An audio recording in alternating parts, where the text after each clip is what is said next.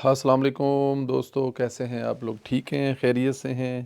اللہ تعالیٰ کی ذات ہمیشہ آپ کو اپنے حفظ و امان میں رکھے، خوش رہیں، آباد رہیں۔ بہت ساری باتیں ہیں جو آپ سے کرنی ہیں، لیکن یہ 9 مئی والے جو ہیں نا جناب، ان کا کچھ نہیں کیا جا رہا، جو اس وقت سب سے بڑا پرابلم بننے والا ہے۔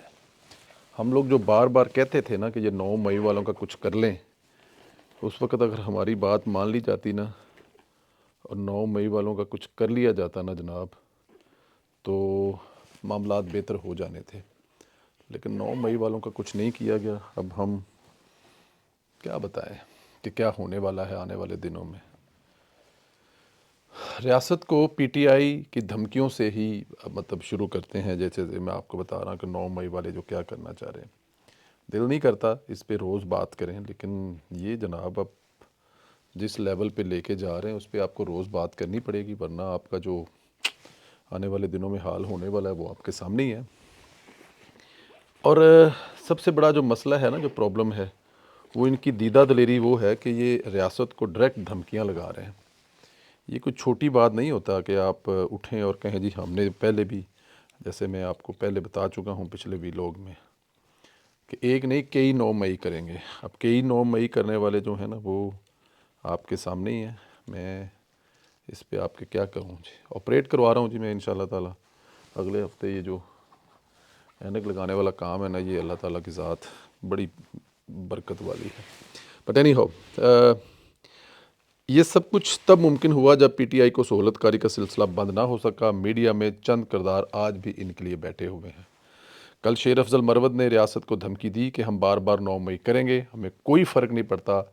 ہم مطلب اس نے کہا کہ اپنا حق ریاست کے خلق سے نکال لیں گے۔ جی گل ہوئی نا، مزہ آیا نا، چس آئی نا۔ وہ کہتے ہیں جی کہ اپنا حق جو ہے وہ ریاست کے گلے سے نکال رہے ہیں۔ اب ریاست کون ہے یہ میں نے نہیں بتانا آپ کو، خود آپ لوگوں نے اندازہ لگانا۔ اور کون رہا ہے 9 مئی والے۔ ایک وقت تھا کہ 9 مئی کا نام سن کر ان کے پاؤں سے زمین نکل جاتی تھی، قہر طاری ہو جاتا تھا، کیونکہ تب ریاست نے ڈنڈا پکڑ رکھا تھا۔ اب یہی لوگ بار بار 9 مئی کی دھمکیاں دے رہے ہیں۔ اس کے محرکات کیا ہیں؟ ریاست کو اس پر سوچنا ہوگا، ذمہ دار کون ہے دیکھنا ہوگا۔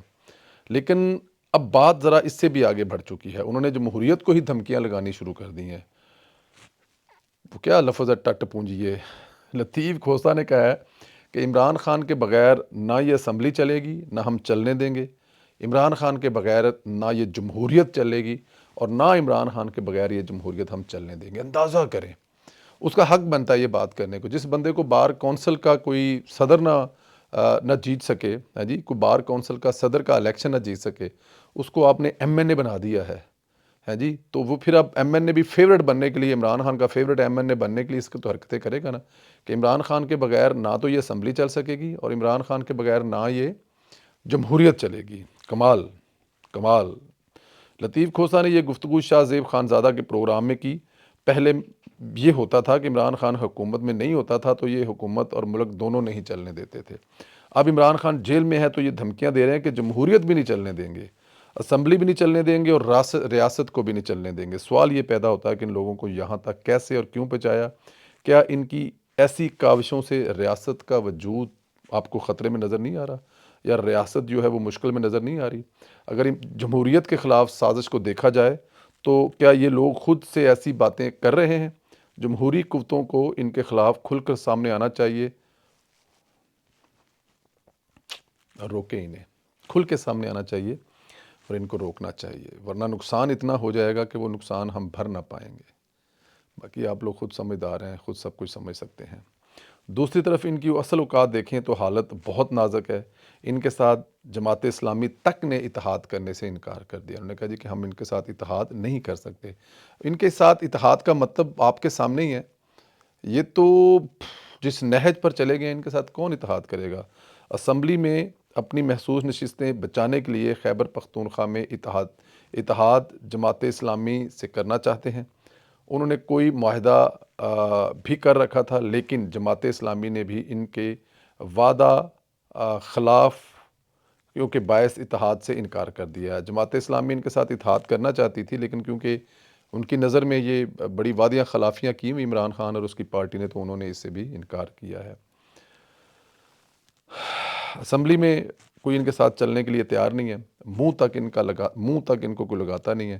ظاہر ہے ٹریک ریکارڈ ان کا ایسا ہی ہے، تو جب ٹریک ریکارڈ ایسا ہوگا تو پھر کیا ہوگا؟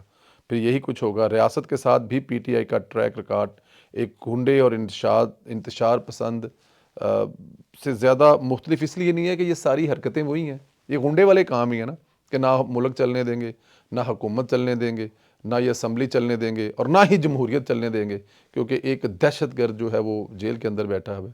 اور سب سے بڑی بات ہے، اس دہشت گرد کو دیسی مرغے، دیسی گھی، ساتھ میں سائیکل، 10 کمروں کی ایک بیرک، ساتھ میں بیوی کی سہولت، ساتھ میں نرسیں، ڈاکٹر، برابر جو بھی دیا ہوا ہے، تو پھر وہ یہی کچھ کرے گا۔ ایک مجرم کے ساتھ مجرم والا سلوک کرے گا تو یہ حرکت نہیں کرے گا، لیکن آپ مجرم کے ساتھ جو ہے نا وہ وی آئی پی والا، بادشاہوں والا سلوک کر رہے ہیں، تو پھر آپ کو وہ دھمکیاں ہی لگائے گا، ملک کو توڑنے کی بات ہی کرے گا، بنگلہ دیش بنانے کی بات کرے گا، اسمبلی کو نہ چلنے کی بات کرے گا، جمہوریت کو گرانا چاہے گا۔ اور پھر وہ کیا چاہے گا؟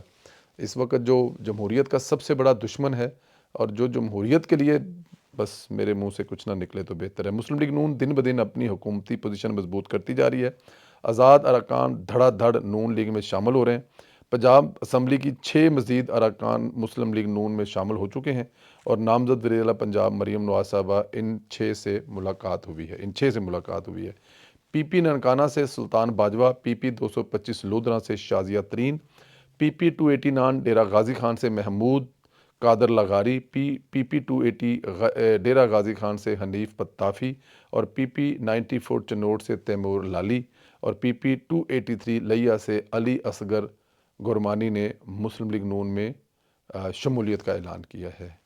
مریم نواز صاحبہ نے ان تمام ارکان کو خوش آمدید کہا ہے، خیر مقدم کیا ہے، اور اس کے علاوہ مریم نواز صاحبہ سے سلمان نے بھی ایک رکن اس کے علاوہ مریم نواز صاحبہ سے سلمان نعیم بھی ایک رکن کی ملاقات کرا چکے ہیں۔ یہ جو رکن ہیں ان کو میں بھی ذاتی طور پہ جانتا ہوں۔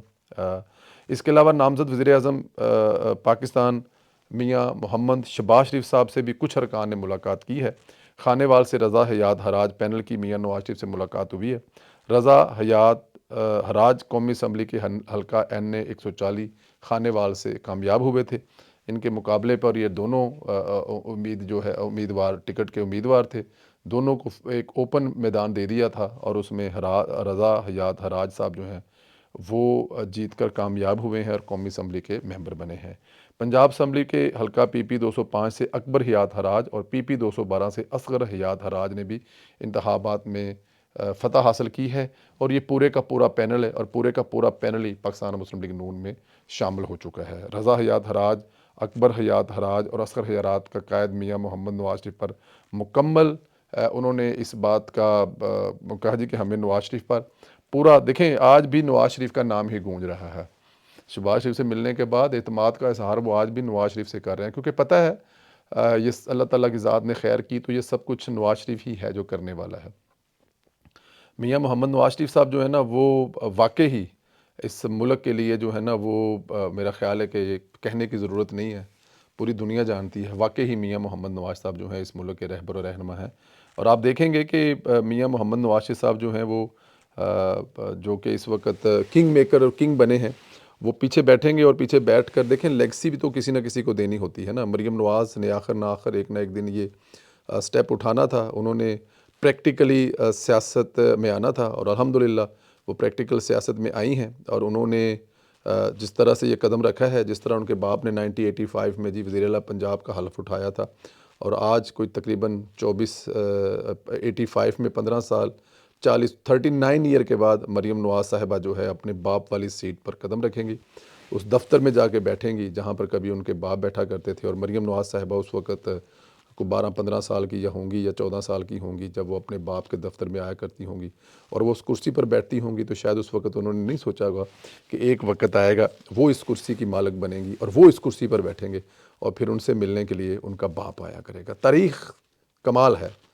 کہ 85 میں جب مریم نواز کے والد میاں محمد نواز شریف صاحب جو ہیں وہ وزیر اعلیٰ ہوں گے، تو وہ اس وزیر اعلیٰ کی کرسی پر بیٹھتے ہوں گی، تو کبھی کبھار بیٹی اپنے باپ کے پاس آتی ہوگی تو وہ شوق سے، پیار سے، محبت سے اپنی بیٹی کو اس کرسی پر بٹھاتے ہوں گے۔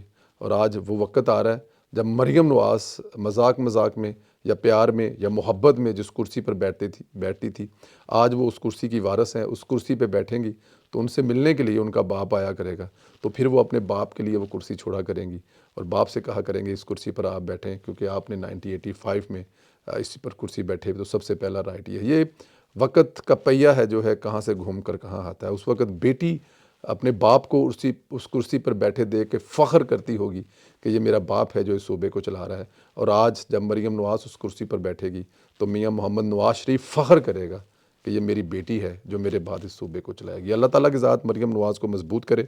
اس صوبے کے عوام کی بہت ساری امیدیں ہیں مریم نواز سے وابستہ، اور اللہ تعالیٰ کی ذات مریم نواز کو وہ تمام امیدیں پوری کرنے کی توفیق عطا فرمائے، اپنے باپ اور چچا کی طرح اس صوبے کی، اس ملک کی خدمت کرنے کی توفیق عطا فرمائے۔ یہ ہماری دعا ہے، اللہ پاک خوش رکھے، آباد رکھے، اور میاں محمد نواز صاحب کو لمبی اور صحت والی زندگی عطا فرمائے۔ اپنا بہت زیادہ خیال رکھیں، چینل کو ضرور سبسکرائب کریں، بیل آئیکن کو پریس کریں، جن دوستوں نے ابھی تک نہیں کیا وہ ضرور کریں۔ اس کے علاوہ جو واٹس ایپ گروپوں میں اس کو شیئر کرنا مت بھولیں۔ اور کیا میاں محمد نواز شریف کے بعد ان کی بیٹی جو کہ 39 سال کے بعد اپنے باپ والی سیٹ کو سنبھالنے جا رہی ہیں، میاں نواز شریف صاحب کی طرح ہی کامیاب ہوں گی؟ کیا ان کے پاس میاں نواز شریف کا جو تجربہ ہے اس سے وہ فائدہ اٹھانے میں کامیاب ہوں گی؟ پنجاب کی عوام میاں محمد نواز شریف کی صاحبزادی کو ویلکم کرتی ہے؟ سوال کا جواب ضرور دیں، اور پھر انشاءاللہ آپ لوگوں سے بات ہوگی۔ خدا حافظ۔